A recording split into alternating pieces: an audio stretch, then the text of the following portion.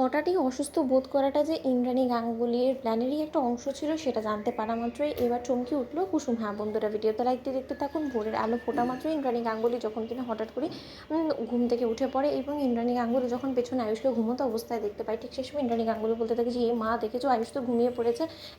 আর আমি কাল গোটা রাত তার মানে এখানেই ছিলাম এবং তোমরাও আমাকে কেউ জাগানোর চেষ্টা করনি, কেন করেছো এরকম বলো তো কুসুম? ঠিক সেই সময় কুসুম বলতে থাকে যে, এ মা দেবীমা, আপনি এরকম করে কেন বলছেন বলো তো? আপনার ছেলের ঘরে আপনি 1000 বার থাকতে পারেন, তাহলে সেই জায়গায় আমি কেন কিছু বলতে যাবো? এবং আপনার থাকাতে এই ঘরেতে কী বা আবু হয়েছে বলুন তো? ঠিক সেই সময় এই কথা বলা মাত্র ইন্দ্রাণী গাঙ্গুলি বলতে থাকে যে, আমাকে না পারলে তুমি ক্ষমা করে দিও কুসুম, জানো তো আমি কোনো মতে চাইনি যে তোমাদের ফুলসজ্জার রাতটা এরকম করে নষ্ট হয়ে যাক শুধুমাত্র আমার কারণে। আসলে তোমাদেরই জাগানো উচিত ছিল আমাকে, জানো তো? ঠিক সেই সময় কথা বলা মাত্র কুসুম যখন বলতে থাকে যে, দেবীমা আপনি কেন নিজেকে এতটা ছোটো করছেন, এতটা লজ্জা ফেলছেন আপনি এই সমস্ত কথা বলে আমাকে, বলুন তো? ঠিক সেই সময় কথা বলা মাত্র ইন্দ্রাণী গাঙ্গুলি বলতে থাকে যে, কুসুম আমাকে একটু ধরে নিচে ঘরে আমার দিয়ে আসবে। ঠিক সেই সময় ইন্দ্রাণী গাঙ্গুলিকে যখন কিনে কুসুম ইন্দ্রাণী গাঙ্গুলি ঘরে দিয়ে আসতে চায়, ঠিক সেই সময় ইন্দ্রাণী গাঙ্গুলি বলতে থাকে যে, তুমি কি ভেবেছো যে এটা আমার সত্যিকারই আমার মধ্যে অসুস্থতা দেখা দিয়েছে? না কুসুম না, কাল গোটা রাত যাতে কোনো মতেই তোমরা এক হতে না পারো তার জন্য আমার এটা একটা প্ল্যানের অংশ ছিল এবং এরকম করে গোটা জীবন তোমাকে কি করে আয়ুষের কাছ থেকে দূরে রাখতে হয় সেই ব্যবস্থাই আমি করবো এবং কোনো মতেই তুমি যাতে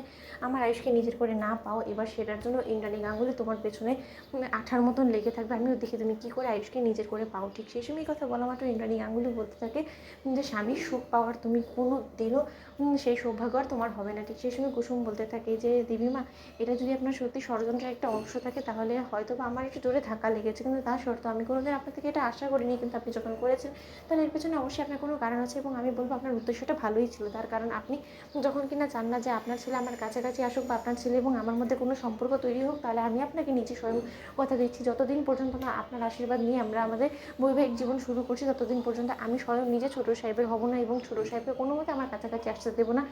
আমি আপনাকে বলছি আপনার আমার উপরে এতটুকু তো অন্তত ভরসা আছে। ঠিক সেই সময় ইন্দ্রাণী গাঙ্গুলি হাসতে থাকে এবং বলতে থাকে যে, তোমার উপরে ভরসা আবার আমার? একবার তোমার উপর অন্ধের মতন বিশেষ করে যে ধাক্কা আমি খেয়েছি তার পরবর্তীতে তুমি এই কথা কোন মুখে বলো বলো তো কুসুম?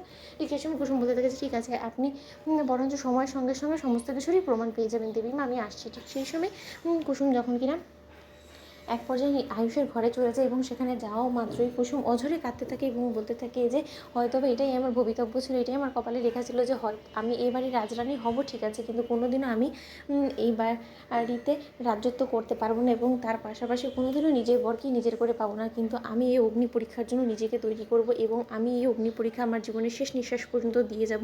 আমিও দেখি কতদিন পর্যন্ত দেবীমা তার ছেলেকে আমার কাছ থেকে দূরে রাখতে পারে এবং ছোটো সাহেবকে আমার হওয়া থেকে কে বাধা দেয়। তো বন্ধুরা লাইক কমেন্ট শেয়ার করো, সাবস্ক্রাইব করতে ভুলো না।